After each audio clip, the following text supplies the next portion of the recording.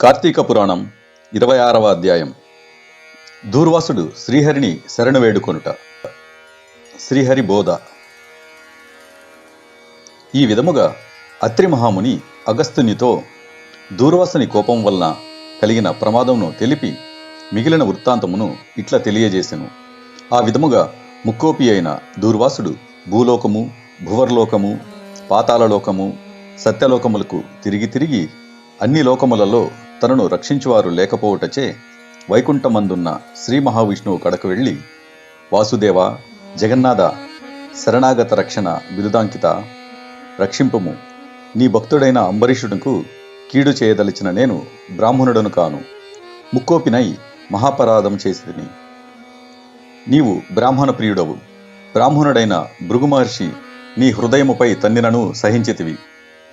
ఆ కాలిగురుతు నేటికిని నీ వక్షస్థలముందున్నది. ప్రశాంత మనసుడైన అతనిని రక్షించినట్లే కోపముతో నీ భక్తునికి శాపమిచ్చిన నన్ను కూడా రక్షింపుము. శ్రీహరి, నీ చక్రాయుధము నన్ను చంపవచ్చుచున్నదని దూర్వాసుడు శ్రీమన్నారాయణుని పరిపరి విధములుగా ప్రార్థించను. ఆ విధముగా దూర్వాసుడు అహంకారమును వదిలి తనను ప్రార్థించుట చూసి శ్రీహరి చిరునవ్వు నవ్వి, దూర్వాస, నీ మాటలు యథార్థములు. నీ వంటి తపోధనులు నాకత్యంత ప్రియులు. నీవు బ్రాహ్మణ రూపమున పుట్టిన రుద్రడవు. నిన్ను చూసిన వారు 3 లోకములందు భయపడుకుందురా. నేను త్రికరణములచే బ్రాహ్మణులకు మాత్రము ఎట్టి హింస కలిగించను. ప్రతియుగమందున గోవు, దేవ, బ్రాహ్మణ, సాధుజనములకు సంభవించే ఆపదలను పోగొట్టుటకు ఆయా పరిస్థితులకు తగిన రూపము ధరించి దుష్ట శిక్షణ, శిష్టరక్షణ గావింతును.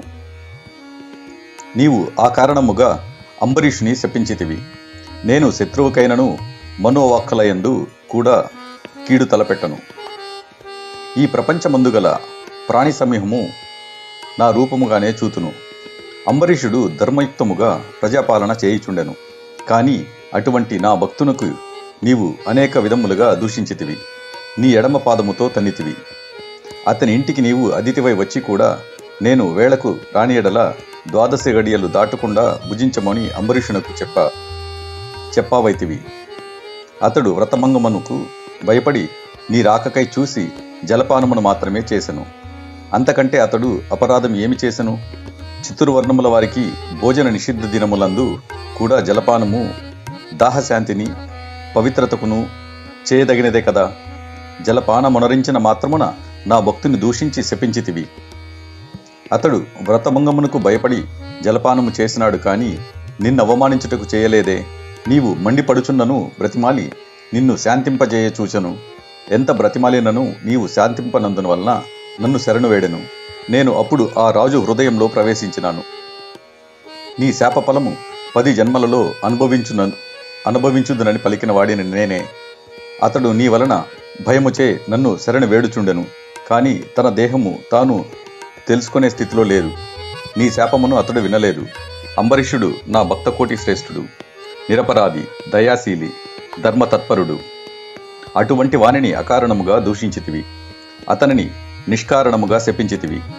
విచారించవలదు. ఆ శాపము లోకోపకారమునకై నేనే అనుభవింతును. అది ఎటులనినా నీ శాపములోనిది మొదటి జన్మ మత్స్యజన్మ. నేను ఈ కల్పమును మనువును రక్షించు నిమిత్తం సోమకుడును రాక్షసుని చంపుటకు మత్స్యరూపమెత్తుదును. మరికొంతకాలమునకు దేవదానవులు క్షీరసాగరమును మదించుటకు మందర పర్వతమును కవ్వము చేయుదురు. ఆ పర్వతమును నీటిలో మునగకుండా కూర్మ రూపమున నా వీపున మోయుదును.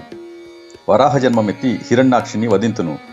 నరసింహ జన్మమెత్తి హిరణ్యకశిపుని చంపి ప్రహ్లాదుని రక్షింతును.